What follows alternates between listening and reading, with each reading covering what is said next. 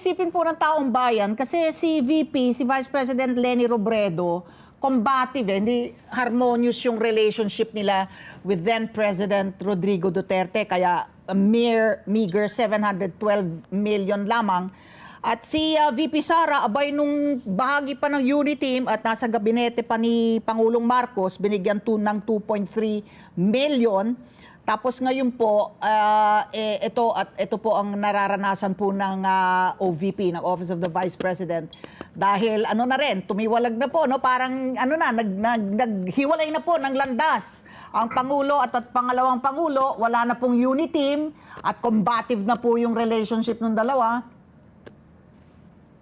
Opo. Tanong po yun, Ma'am Ali. Sorry. Yeah, I think... Politics pa rin, no? In the end, no? Hindi rin natin maiiwasan na talagang may, yung political color, eh. Ang offices kasi, Ma'am Ali, is, it's really, the capital really is, your mandate is directly from the people through an election. You have been elected. So, it's also a political office, no? Kaya hindi mo talaga yung maiiwalay.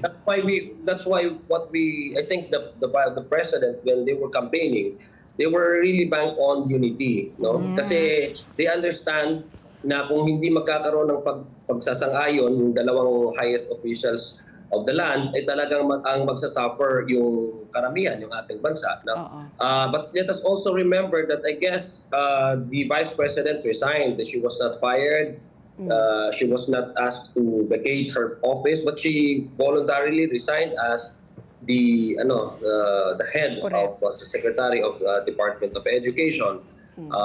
Pagdating naman po, I'm not trying to speak on behalf of the administration, but titingnan po naman natin from the very start. The attacks really started from the camps of the Duterte family. Nagkaroon po sila ng mga maisog rallies, no, in the past. So yeah, so I think, no, from an objective, someone who is from looking at from the outside, I think it started the barrage and the tirades and the attacks when all those rallies came about, and when the former president PRRD came out in the open saying some some things about ang nasa Malacanang. So Kong Adyong, sabi nga natin, no, sabi nga ni VP Sara, maliit lang daw yung kanyang opisina, she can survive maski na zero budget, and sabi niyo naman, of course you're not going to let that happen, although there are some talks nga na baka isa-slash by 50%. Pero yung ako, I'm also concerned yung mga na-flag down na po ng COA, like the Intel Fund, the Confidential Fund, tapos the 10 million po dapat para sa libro. What happens now after the fact? I'm sure this is also going to be a basis, no, for your recommendation. So moving forward, what is going to happen po doon sa mga nakita po ng COA na dinisallow, na dapat hindi in the first place unliquidated, tapos itong ang libro na sinabi na po ni Congresswoman Franz Castro na hindi niya papayagan po na i-approve. So moving forward, how will we go about those funds that were flagged by COA? Well, una po, in 2025, just to be fair and to be factual about it, wala pong confidential funds ang 2025 na proposed budget. Pangalawa po, pagdating naman po doon sa mga na-mention niyo pong mga programa na meron pong na-issuean po ng na-flag down nga ng COA, that's going to be how the Office of the Vice President will handle it, no? Paano po nila i-actionan yung mga nire-require ng COA na i-submit nila. But that is another matter as far as the budget preparation and the budget approval is concerned. Yung mga na-mention po ng mga redundant na mga programa, na mayroon po mga programa na doon sa kabila sa mga ibang ahensya, ay isa po yun sa mga nirekomenda na posibleng pag-usapan sa plenaryo. Kung ito ba ay nararapat na i-maintain at ibigay na isa sa mga mandato or gagawin ng Office of the Vice President, o kung ito ba ang mga pondo na ito ay idadagdag na lang doon sa mga ongoing na mga program ng tulad ng DSWD na meron po naman sila mga programa pagbigay sa assistance kung sa mga burial, sa mga assistance po sa mga estudyante, etc.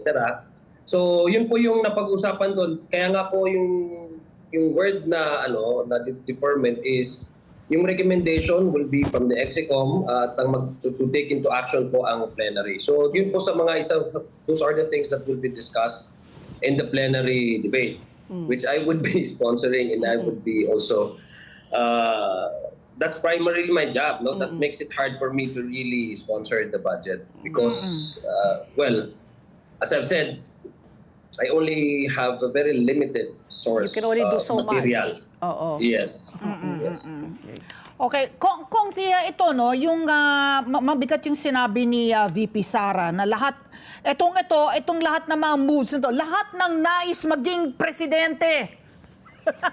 Yung mga presidential ambitions kasi siya yung nangunguna sa survey, hindi ba? Pag tinanong mo Pilipino, if the elections were to be done now, sinong iboboto mo? Siya yung number 1 na lumalabas eh. So siya talaga yung pinupuntirya ng atake ngayon. And historically talaga, yung vice president daw, kasi yung vice president is seen to be the next president. At number 1 pa siya sa survey.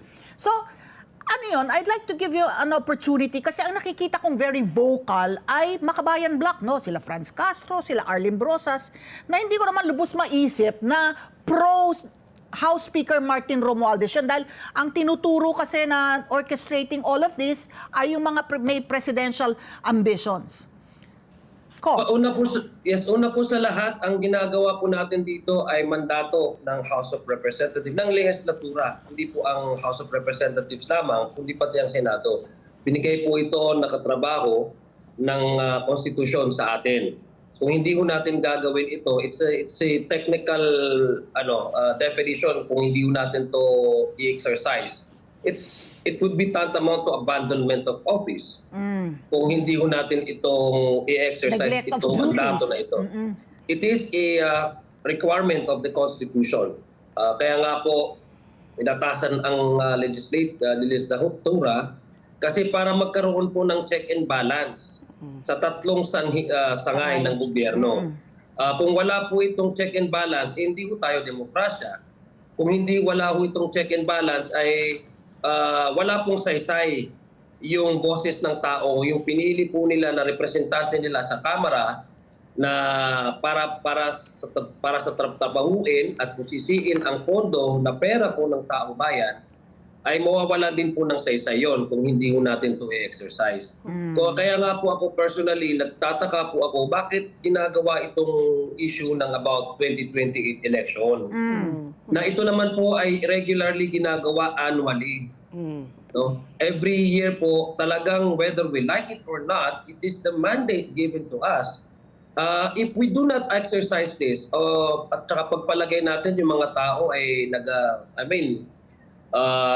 sinasabi na pinupolitika ito, sinasabi na ito ay para sa for 2025, sinasabi na ito ay dapat hindi ba't pinupuntirya at tinatarget yung isang ahensya lamang at hindi tingnan yung ibang ahensya. Number 1, kailangan po natin i-compartmentalize ang issue. Yung unang tanong, ito ba'y pinupolitika? Hindi po, dahil ito po'y trabaho, ito po'y mandato, ito po'y obligasyon na binigay po ng Constitution.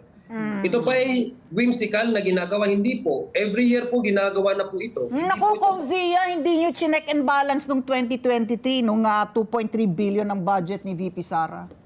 Nung buo pa yung unit team. Ma'am, yes, na-check na po yan, ma'am. There were questions, in fact, in the 2023 budget, even in the budget deliberation. And when it came to the point of the plenary, you've seen there the senior vice chair defending the budget. So nabusisi po yan. In terms of the practice, we've been doing that. And there are members who also avail of the privilege of granting them time, give them time to address these concerns and address this yung mga issues nila, no? It's just so happened that right now at this point in time meron pong basis yung iba to ask questions because there's already the COA May COA issue report. was yes. Oo. Yes. May- And the previously wala po. Oo. But So, the process really Is has there. been practiced and has been observed even in 2022, in 2023. So I don't see any reason why this is all of a sudden became a political issue. Let's get together. Sunday 25. Sunday 25.